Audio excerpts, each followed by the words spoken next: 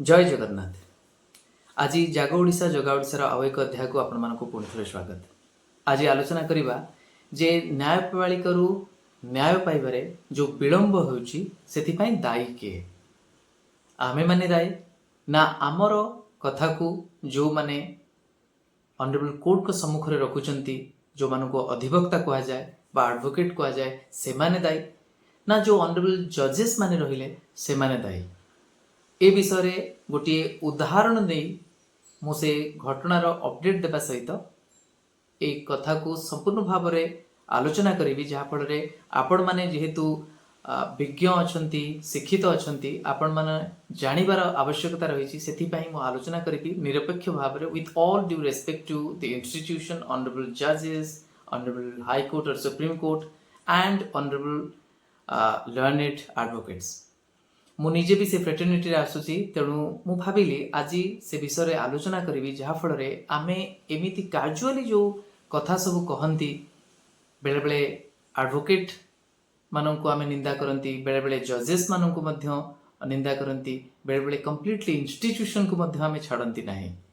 आज विषय वस्तु है जे आपण शुणिथिबे जे कनिष्ठ शिक्षक योजना भित्तिक बा स्कीमेटिक जूनियर टीचर सेमानंकर जो रेगुलराइजेशन पाई जो लड़ाई थिला अनेक समय सरकार आसी मंतव्य देइचंती, बारंबार ब्रेकिंग न्यूज होईची, तापरे अनेक संघर्ष परे सरकार शेष गोटे ऑर्डर बा गवर्नमेंट नोटिफिकेशन आनिचंती जे हाँ तांकर नियुक्ति दिन ठू तांको नियमित करा जिवो, नेशनल बेनिफिट से माने पाइबे।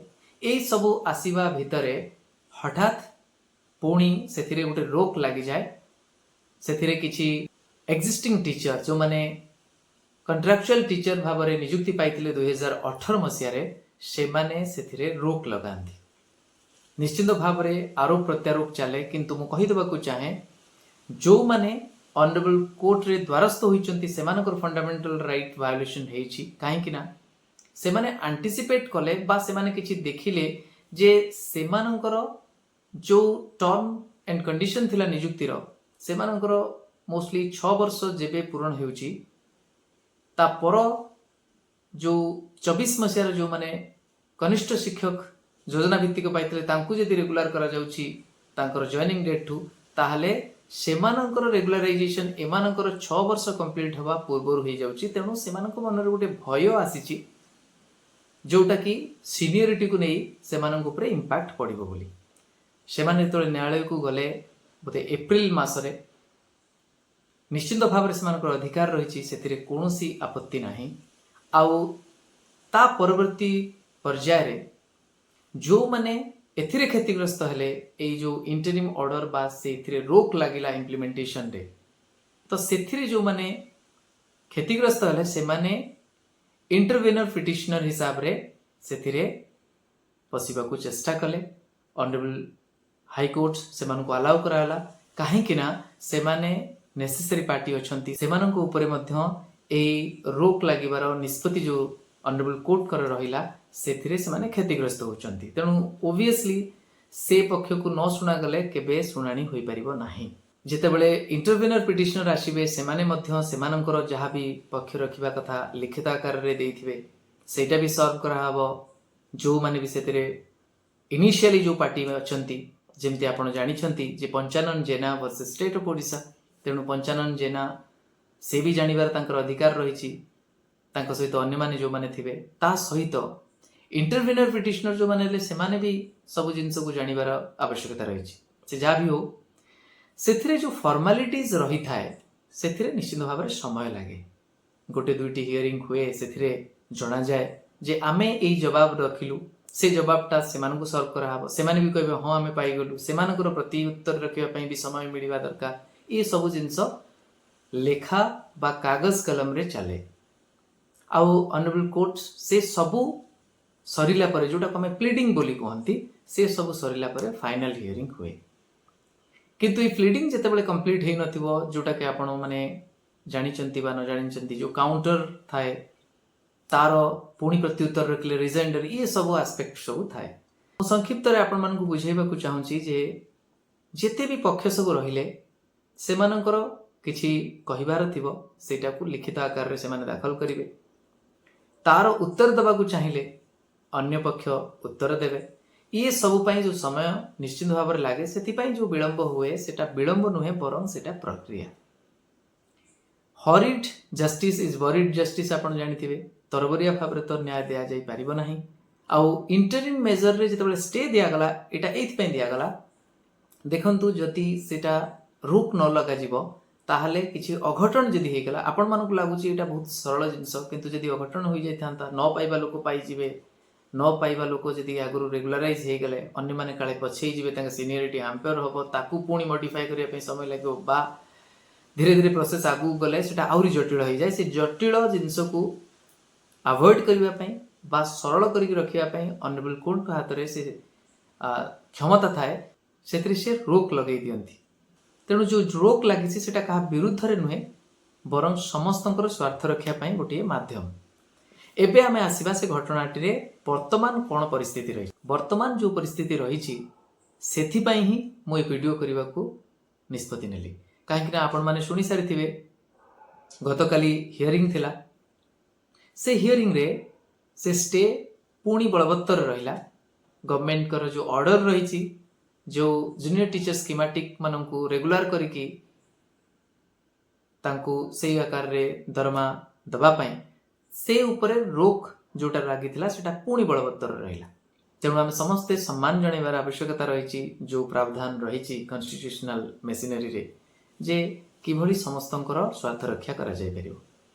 ताहले विलंब कौन पाई विलंब आज्ञा ये होची कहीं ना आपण निजे देखंतु जो पक्ष रहिले जी पिटिशन फाइल करिसंती से तो फाइल करि सारिसंती से समय मागी नांती इंटरवेनर पिटिशनर जो मान रहिले नेसेसरी पार्टीज जो मानकर जो जहाँ सी पाइबार अच्छी तांको सपक्ष रे जो सरकार निर्देश थिला सेटा जेहेतु रोक लगी से माने क्षतिग्रस्त होचंती तेणु से माने भी चाहूनांती विलंब हो ताले विलंब चाहूची किए विलंब चाहूचंती बोली मु कहिबी नाही कहीं मो पाखरे प्रमाण नाही किंतु एतिकी अंतत पक्षे कहबी कहा पाई विलंब होची विलंब होची सरकारी एडवोकेट को पाई सरकारी एडवोकेट तार प्रत्युत्तर रखिबा पाई बा काउंटर फाइल करिबारे असमर्थता देखैचंती बा आउ किछि समय मागिचंती। आपण निजे जानिछंती जे लास्ट हियरिंग जोटा हेतिला सेटा मे 18 तारिख होइतिला जदिओ कोर्ट छुट्टी थिला तापरे किंतु एटा आपण भी जानिछंती जे सरकारी स्तर रे जेते भी ऑफिस रहिछि सब गुडिक छुट्टी नथिला तेणु छुट्टी नथिला समय रे जो भी तांकर प्रतिक्रिया रखिबार थिला विभाग भी खोला थिला CA school and mass education department हो ओसेपा हो जे कोनसी भी डिपार्टमेंट आपण नियंतु चिराचरित भाव में कार्य चली तेणु जदि किसी क्लारिफिकेशन गवर्नमेंट एडवोकेट कर आवश्यकता थिबो ताल निश्चित भाव में से माने पाई पारि थांते। सचिव माने बहुत परिश्रम करूचंती बोली आमे प्रतिदिन टीवी रे देखुचंती बारंबार मीटिंग होची अनेक समय बड़ बड़ कथा आमे सुनुचंती जे जेते पेंडिंग मैटर रही न्यायालय रे से सब को त्वरान्वित प्रक्रिया रे आगु को निया जाऊ समाधान करा जाऊ सरकार भी चाहूचंती।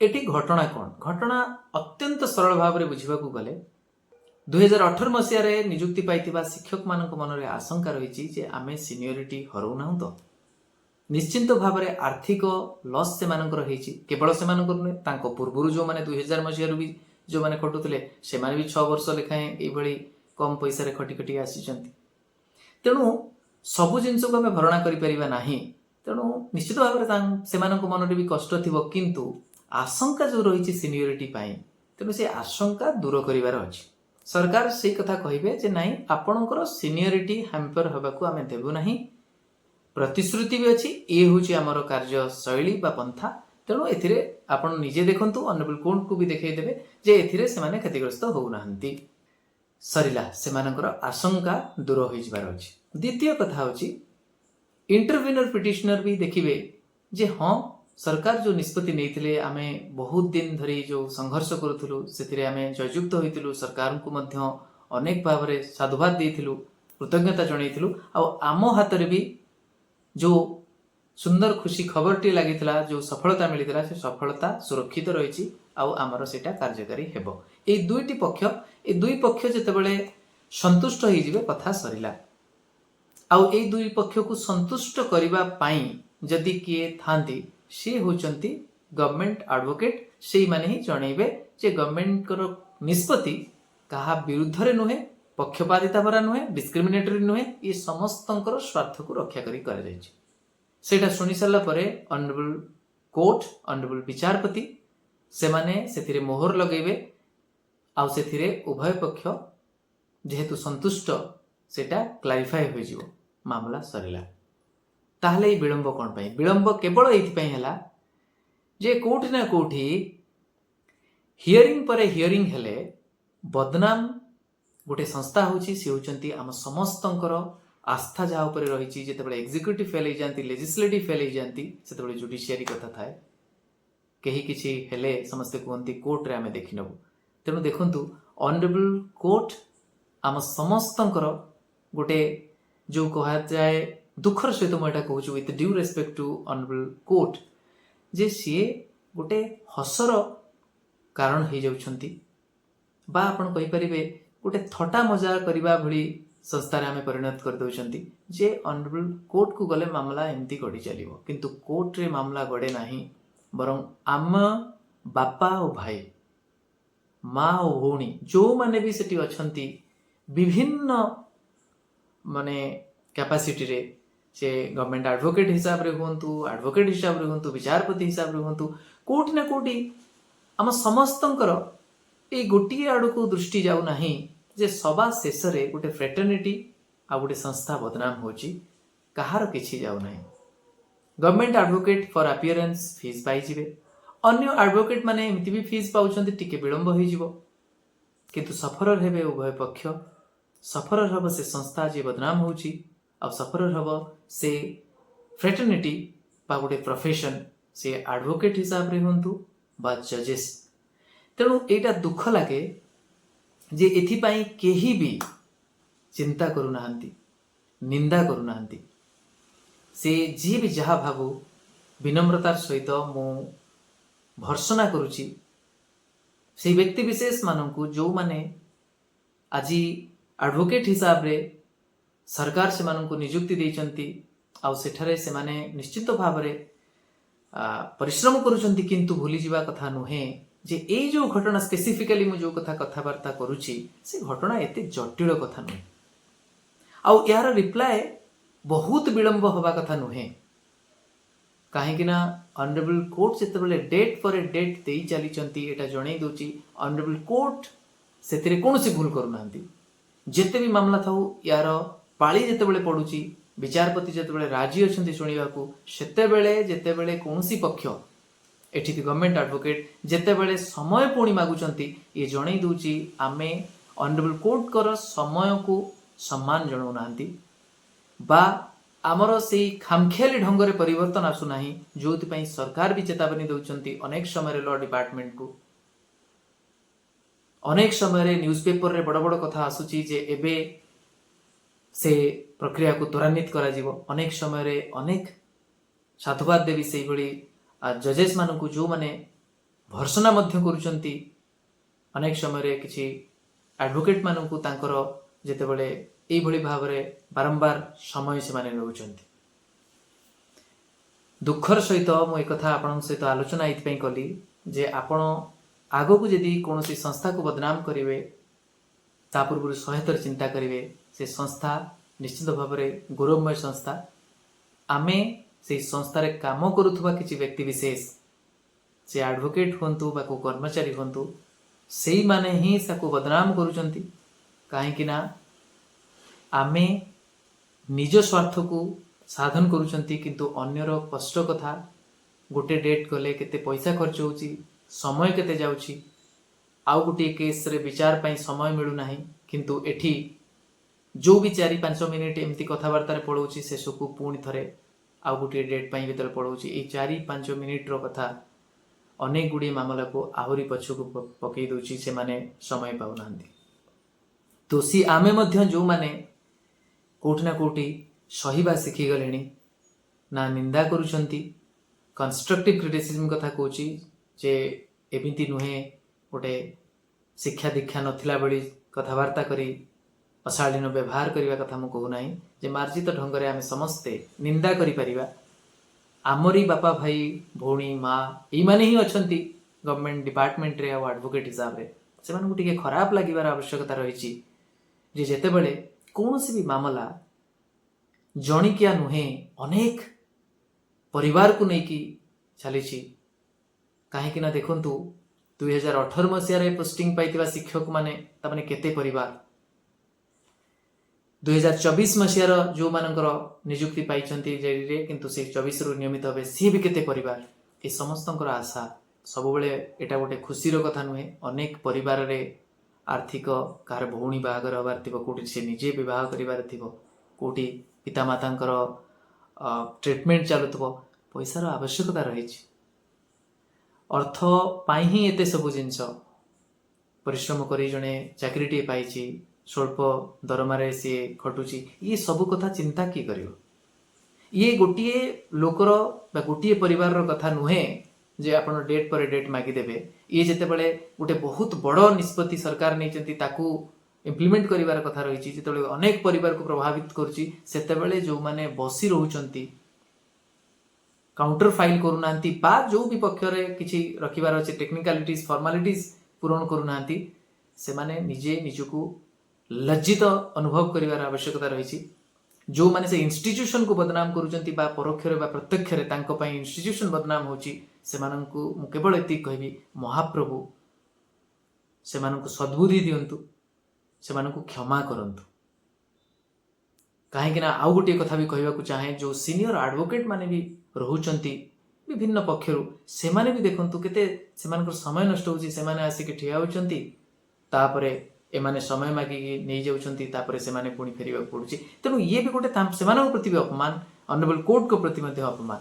ହଁ, ଯେଉଁଠି ମ୍ୟାଟରରେ ବହୁତ କମ୍ପ୍ଲେକ୍ସିଟିଜ୍ ଥିବ ସେଠି ଆପଣ ସମୟ ନେଲେ ସେଥିରେ ଆଉ କିଛି ଦିଗକୁ ନେଇକି ଆପଣ ଭଲ ଭାବରେ ଆର୍ଗୁମେଣ୍ଟ ହେବ, ସେଥିରେ ଗୋଟେ କିଛି ଯେମିତି କନଷ୍ଟିଟ୍ୟୁସନାଲ ମ୍ୟାଟର ବା ବହୁତ ଗୋଟେ ଜିନିଷ, ସେଥିରେ କିଛି ଗୋଟେ ଭୁଲ ଭଟକରା ରହିଯାଉନଥାଉ, ତେଣୁ ସମୟ ବରଂ ଯାଉ କିନ୍ତୁ ସଠିକ ନ୍ୟାୟ ଆସୁ। ଏଥିରେ କ'ଣ ଅଛି? ଏଥିରେ ସରକାର ଗୋଟେ ନିଷ୍ପତ୍ତି ନେଇଛନ୍ତି, ସେଟା ଯେମିତି କୌଣସି ବି ହାଲରେ ଡିସ୍କ୍ରିମିନେଟରୀ ନ ହଉ, କାହା ପ୍ରତି ପକ୍ଷପାତିତା ନ ହଉ, ଏତିକି ଏନସିଓର କରିବାର ଆବଶ୍ୟକତା ରହିଛି। ଏଇଟାକୁ ମୁଁ ବହୁତ ଗମ୍ଭୀରତାର ସହିତ ବିଶ୍ଳେଷଣ କରିବାର ପଛରେ ଗୋଟିଏ କାରଣ ରହିଛି। ଆମେ କେବଳ ବସି ରହି କୌଣସି ସଂସ୍ଥାକୁ ନିନ୍ଦା କରିବା ନାହିଁ, ସତକୁ ଜାଣିବା, ସମସ୍ତଙ୍କୁ ଚିହ୍ନିବା। ଯଦି କେବେ ସମାଲୋଚନା କରିବା ବା ଗଠନମୂଳକ ସମାଲୋଚନା କରିବା, ସେଟା ବୁଝି ସୁଝି କରିବା, ତାହେଲେ ଏଥିରେ ସୁଧାର ଆସିବ। ସେ ଯାହା ବି ହଉ, ଇଏ ଥିଲା ମୋର ବିଶ୍ଳେଷଣ। ତା ସହିତ କହିବାକୁ ଚାହେଁ, ଅନରେବଲ କୋର୍ଟ ସଠିକ ନିଷ୍ପତ୍ତି ନେଇଛନ୍ତି, ଯେଉଁ ଷ୍ଟେ ଥିଲା ତାକୁ ଏକ୍ସଟେଣ୍ଡ କରିବାର। ସେଇଟାକୁ ଯଦି ଆପଣ ଭାବିକି କିଏ କ'ଣ ଖରାପ ଭାବୁଥିବେ, ସେଟା ନିଶ୍ଚିନ୍ତ ଭାବରେ ଭୁଲ କଥା। ନାହିଁ, କୌଣସି କଥା ଶୁଣାଣି ନ ସରିଲା ପର୍ଯ୍ୟନ୍ତ ଯଦି ଆମେ ଏମିତି ଷ୍ଟେକୁ ଲିଫ୍ଟ କରିଦେବା ବା ଭେକେଟ୍ କରିଦେବା, ସେଥିରେ କ୍ଷତି ହୋଇଯିବାର ସମ୍ଭାବନା ଥାଏ। ଆପଣମାନେ ଜାଣୁଛନ୍ତି ଯେ ଆପଣଙ୍କର ପକ୍ଷରେ ରହିଛି ଜିନିଷଟା, ସେଥିପାଇଁ ଆପଣ କହିଦେଉଛନ୍ତି ଜଲ୍ଦି ହେଇଯାଉ, କିନ୍ତୁ ନାହିଁ, ସେଇଟା ନୁହେଁ। ଯେ ପର୍ଯ୍ୟନ୍ତ ଶୁଣାଣି ନ ହେଇଛି ଷ୍ଟେ ଭେକେଟ୍ ହୁଏ ନାହିଁ। ତେଣୁ ଅନରେବଲ କୋର୍ଟ ଯେତେବେଳେ ଷ୍ଟେ ଦେଇଛନ୍ତି, ସେ ଭାବିଚିନ୍ତି ଦେଇଛନ୍ତି। ତେଣୁ ସେଥିରେ କୌଣସି ଭୁଲ ନାହିଁ। ଭୁଲ କେବଳ ଅଛି ପ୍ରତି ଉତ୍ତର ଦେବାର, ଭୁଲ କେବଳ ରହିଛି ଖାମଖିଆଲ ଢଙ୍ଗରେ ଏ ଘଟଣାକୁ ନେବାର। କିଛି ଆଡଭୋକେଟଙ୍କ ପାଇଁ ଏସବୁ ଜିନିଷ ହେଉଛି। ତେଣୁ ସେଇମାନେ ନିଜେ ଟିକେ ଯତ୍ନବାନ ହେବାର ଆବଶ୍ୟକତା ରହିଛି, ସମ୍ବେଦନଶୀଳ ହେବାର ଅଛି। ମୁଁ ଖାଲି ଏତିକି କହିବି, with all due respect to those government advocates and others ଯେଉଁମାନେ ବି ସମୟ ନେଇଥିବେ। ତେଣୁ ଶେଷରେ କେବଳ ଏତିକି କହିବି ଯେ ଦୟାକରି ଏଇଭଳିଆ ଘଟଣା ଯେଉଁଥିରେ ବହୁତ ଲୋକଙ୍କର ବା ପରିବାରର ସ୍ୱାର୍ଥ ରହିଛି, ସେଠି ଟିକେ ସମ୍ବେଦନଶୀଳ ହୁଅନ୍ତୁ। ନଚେତ୍ ଆପଣଙ୍କର ଯଦି ଅନ୍ୟ କିଛି କାମ ରହିଛି, ଆପଣ ସେଥିରେ ଯାଆନ୍ତୁ ବା ଆଡଭୋକେସି ଛାଡ଼ି ଦିଅନ୍ତୁ, ନହେଲେ ଗଭର୍ଣ୍ଣମେଣ୍ଟ ପ୍ୟାନେଲରେ ଏଟଲିଷ୍ଟ ରୁହନ୍ତୁ ନାହିଁ, ଯାହାଫଳରେ ଅନ୍ତତଃ ପକ୍ଷେ ଗଭର୍ଣ୍ଣମେଣ୍ଟ ବି ବଦନାମ ନ ହଉ। ଆଉ ଯଦି ସରକାର ଏଥିରେ ଜାଣିଶୁଣି ହେଳା କରୁଥିବେ ବା ହେଳା କରୁଥିବା ବ୍ୟକ୍ତିମାନଙ୍କୁ ଦଣ୍ଡିତ ନ କରିବେ, ଚେତାବନୀ ନ ଦେବେ ବା ସେମାନଙ୍କୁ ଯଦି ଜବାବଦେହି ନ କରିବେ, ତାହେଲେ ସରକାର ଏଥିରେ ଦୋଷୀ ବୋଲି ଆମେ ଧରିବାକୁ ପଡ଼ିବ। ସେ ଯାହା ବି ହଉ, এইটা ଥିଲା মোটামুটি ଉପରେ ଅପଡେଟ୍। ଶେଷରେ ମୁଁ ଖାଲି କହିବି, ଅନରେବଲ କୋର୍ଟ ଯେହେତୁ ସମୟ ପୁଣି ଦେଇଛନ୍ତି, କାହିଁକିନା ସେମିତି ତ ନୁହେଁ ଅନରେବଲ କୋର୍ଟ ସବୁବେଳେ ଶକ୍ତ ଆଭିମୁଖ୍ୟ ରଖିକି ସମୟ ନ ଦେବେ ବୋଲି, କାହିଁକି ନା ବେଳେବେଳେ ଆବଶ୍ୟକତା ବି ପଡ଼ିଥାଏ। ତେଣୁ ସବୁ ଘଟଣାରେ ତ ଆମେ ଡିଷ୍ଟିଂଗୁଇଶ୍ କରିପାରିବାନି କେଉଁ ଘଟଣାରେ ଆବଶ୍ୟକ କେଉଁଟାରେ ନୁହେଁ। ଏଠୁ ଯେହେତୁ ଜଣାପଡ଼ିଯାଉଛି ବୋଲି ଆମେ କହିଦେଉଛନ୍ତି, କିନ୍ତୁ କୋର୍ଟଙ୍କ ସମ୍ମୁଖରେ ବା ଜଜେସ୍ଙ୍କ ସମ୍ମୁଖରେ ସବୁ ଘଟଣା ସମାନ। ସେଥିପାଇଁ ସେ ତାଙ୍କ ହାତରେ ଯେଉଁ ଅପସନ୍ ରହିଛି ସେଥିପାଇଁ ସେ ସମୟ ଦେଉଛନ୍ତି। ଆଉ ସେ ସମୟ ଦେଲା ପରେ ଯାହା ବର୍ତ୍ତମାନ ଆମେ ଶୁଣୁଛନ୍ତି ଯେ 27 ଜୁଲାଇରେ ହିୟରିଂ ହେବ। ହୋପଫୁଲି ଆମେ ଆଶା କରିବା ସେଦିନ କୌଣସି ଅଘଟଣ ନ ଘଟୁ ବା ସେଦିନ କୌଣସି କାରଣରୁ ସେ ଡେଟ୍ ପୁଣି ଘୁଞ୍ଚି ନଯାଉ, ଏତିକି ଆମେ ଆଶା କରିବା। ଆଉ ସମସ୍ତଙ୍କୁ କହିବି ଧୈର୍ଯ୍ୟର ସହିତ ଆପଣ ଅପେକ୍ଷା କରନ୍ତୁ, ଆପଣମାନଙ୍କୁ ନ୍ୟାୟ ମିଳିବ। 2018 ମସିହାରେ ଯେଉଁମାନେ ନିଯୁକ୍ତି ପାଇଥିଲେ ସେମାନଙ୍କର ଆଶଙ୍କା ବି ଦୂର ହେବ, ଆଉ ସେମାନେ ବି ସେମାନଙ୍କର ସିନିୟରିଟି ବଜାୟ ରଖିବେ, ସେତିକି ଆମେ ଆଶା କରିବା। ଏତିକି ଥିଲା ମୋର ଆପଣମାନଙ୍କୁ କିଛି ବାର୍ତ୍ତା। ଆଶା ଆପଣମାନେ ଏଥିରୁ କିଛି ତ ଅନ୍ତତଃପକ୍ଷେ ଜାଣିବାକୁ ପାଇଥିବେ, ଯେଉଁଟା ଜାଣିଥିବେ ପୁଣି ଥରେ ସେଟା ଆପଣମାନେ ମଧ୍ୟ ମନେ ପକାଇ ପାରିଲେ। ତେଣୁ ଯାହା ବି ହଉ, ଯାହା ଜାଣିଥିଲେ ସେଟାକୁ ଅନ୍ୟମାନଙ୍କୁ ବି ଜଣାଇବେ, ଯାହାଫଳରେ ଇନଷ୍ଟିଟ୍ୟୁସନର ଗାରିମା ଆମେ ସମସ୍ତେ ମିଶିକି ବଜାୟ ରଖିବା, ଯେମିତି ନ୍ୟାୟ ପାଇବାରେ ବିଳମ୍ବ ନ ହେଉ। ସେଥିପାଇଁ ଆମେ ଏମିତି ଏକ ମାହୋଲ ତିଆରି କରିବା ସେଠି ଯେଉଁମାନେ ନିଜର ଅପାରଗତା ପାଇଁ ବା ଖାମଖିଆଲି ଢଙ୍ଗ ପାଇଁ ଏ ନ୍ୟାୟ ପ୍ରକ୍ରିୟାକୁ ବାଧା ଦେଉଥିବେ ବା ବିଳମ୍ବିତ କରୁଥିବେ, ସେମାନେ ନିଜକୁ ନିଜେ ଲଜ୍ଜିତ ଅନୁଭବ କରିବେ ସେ ବାତାବରଣ ଭିତରେ। ଆଶା କରୁଛି ଯେ ମୋର କଥା କାହାକୁ ଆଘାତ ନ ଦେଇଥିବ, ଯଦି ସକାରାତ୍ମକ ଭାବରେ ନେବେ। ଆଉ ଯଦି ଆଘାତ ଦେଇଥାଏ ମୁଁ କ୍ଷମା ଚାହୁଁଛି। ଉଦ୍ଦେଶ୍ୟ ମୋର କେବଳ ଏତିକି ଯେ ବ୍ୟବସ୍ଥାରେ ସୁଧାର ଆସୁ, ନ୍ୟାୟପାଳିକାକୁ ସେମିତି ଆସ୍ଥା ପ୍ରକଟ କରି ସମସ୍ତେ ସମ୍ମାନର ସହିତ ଚାହାନ୍ତୁ। ଏତିକି ହିଁ ମୋର ଆଶା ରହୁଛି। ନମସ୍କାର, ଜୟ ଜଗନ୍ନାଥ।